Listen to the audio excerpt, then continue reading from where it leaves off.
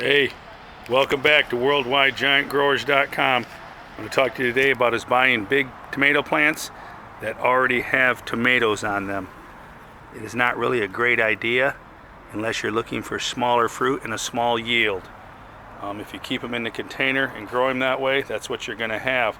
But if you're going to transplant them into your garden, the best thing you could do is pick all the flowers off, pick all the tomatoes off, because this plant is now in harvest mode. The plants all produce hormones, and this plant is now telling itself, producing hormones to produce fruit.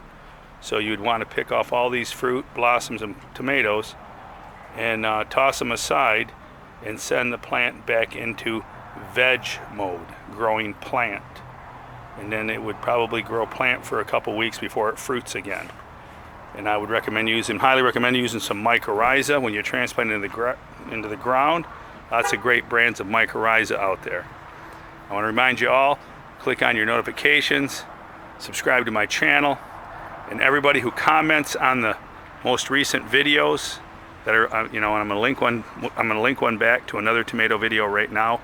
Link on both videos, and you will be entered to win a 6-pack of garden nutrients, which actually retails for around $200.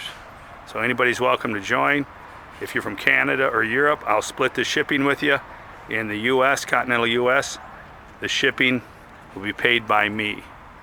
So hey, leave your comments, keep watching the videos, and remember, friends don't let friends buy big plants with tomatoes already on them.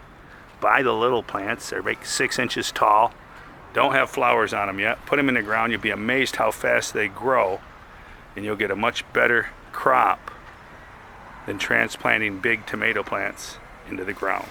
All right, man. Well, thank you very much, and we'll be talking to you soon. Keep them growing, keep them green.